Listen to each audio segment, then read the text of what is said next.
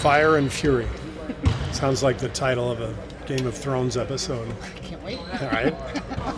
They're coming after us. We know that. Great team. They're competitive. They're tough. And it's just 2-0. You know, we've done a good job of protecting our home court, and now it's their chance to respond. So we know that we've got to be ready for the force that they're coming with, their home crowd, all that stuff. So it's going to take a great effort to win the game. Coach, do you feel like you guys need that fire too? Because, you know, from the regular season, it's kind of like a very long, the first round, second round facing Houston Rockets. But do you feel like you guys need that intensity, excitement, everything? Yes, yeah. The deeper you go in the playoffs, generally, you know, the more difficult your job becomes. But this is pretty unique because Houston is it's not a team you normally would face in the second round, and I'm sure they're saying the same thing about us. So we're going to need our full attention, our full effort, fire, intensity, however you want to put it. Both, it's going to be required, you know, to win Game 3 for sure. That's what we've got to bring. Coach, without LeBron is in the playoffs, do you feel like KD is sort of having this responsibility to carry this whole league to show what is the highest basketball level?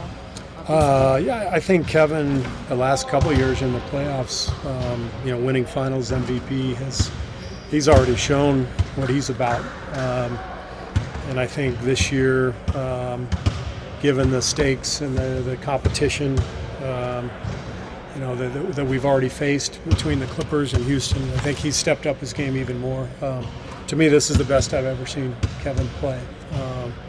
And I'm biased, but yeah, I think he's the best player in the league. Steve, you guys have historically been a very good road playoff team. Do you attribute that to talent mostly, or do you think maybe you guys just, you know, different attitude going on the road, or have players who kind of revel in that type of environment? Well, number one, we've obviously had a great team. We've got a lot of talent, and talent wins in the NBA. And our guys also happen to be very, very competitive. So it's a good combination to have, and it's what's made us tough the last few years. Just need to see Steph obviously shooting, but what's Rick told you about how his finger is? Or nothing. He practiced fully today, and he's got it taped up. But it's probably good that we've got a few days off, so hopefully the pain will continue to go down as we get closer to game time. It's kind of a weird schedule. I mean, what do you think about it? Just from you probably like these 4 days, but in general. In general, well, it's a little bit odd in the middle of a series. Generally, you get these long breaks in between series. But in the first and second round, because of a number of games on TV, we usually see something like this. You know, Sunday, Tuesday, and then that's where you get your break in between games. But Sunday, Tuesday, Saturday is extra long, probably an extra day from what we're used to. But I think it's come at a good time for us, coming off that long series against the Clippers and then the quick turnaround. It's a good few days for us to get refreshed and healthy. You remind us Durant has the potential to be one of the best defenders in the league. Yeah. Oh yeah, we saw it in in the playoffs in 2016. He was blocking everything at the rim against us, and then I think last couple of years when we've really needed him and needed to play at the highest level, that's when he's been at his best on the weak side as a help guy and a shot blocker. And I thought that was one of the keys to the game the other night was his help on Capella. They tried to get Capella going early in that game, a lot of dives to the rim, and Kevin met him at the rim, forced to travel on the first play of the game, and had a couple great challenges and plays in the paint to thwart baskets. You mentioned Capella and Durant. Obviously, Draymond's been a big part of denying those love. What makes him particularly well suited to that? he's a wizard defensively. I mean, he sees the game sort of a couple steps ahead of most of the players on the floor. Andre too. That's what makes them such a great combination. But against that lob, it requires somebody who has the size and strength to be in the paint, battling a 7-footer, the quickness to deal with a guard coming downhill at you, and the brain to try to decipher what's going to happen. And Draymond is the best I've ever seen at navigating that sort of play. And I think, he's told you he's lost some weight. He's in better shape now than he's been all year. I think he's in top form. Do you ever wonder if Andre's going to be able to enter that playoff Andre mode, at the end of the season? Oh, you mean during the regular season? Yeah. Do I wonder that? Ironically, this year I thought was his best regular season of the last 3. And there were times during this regular season where I was hoping he wasn't going too hard, And we want playoff Andre to be playoff Andre, not January Andre. But he had a great regular season. I think people have kind of overlooked that because his numbers never really show the impact that he makes.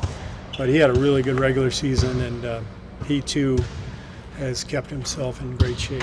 Does an amazing job,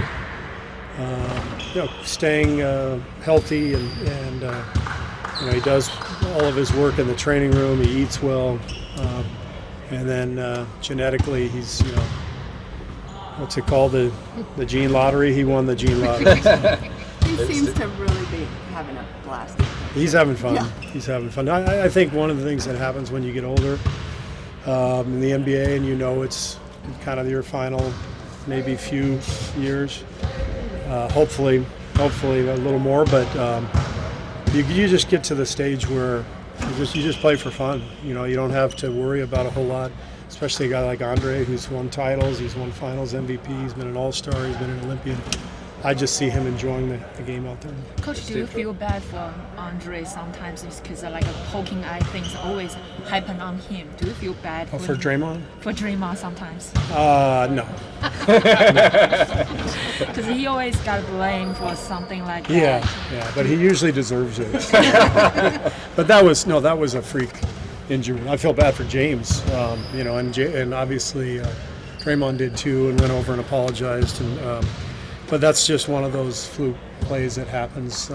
So I'm glad James is okay and that everything seems to be fine. Hey, Steve, Draymond and Clay were just talking earlier about how they felt like the way you managed the workload during the regular season, the training staff has eased the transition, accumulating the playoff minutes. How have you seen that go into play? Yeah, I think that's our biggest job as coaches is to try to pace our team during the regular season, and it all depends on where your team is circumstantially.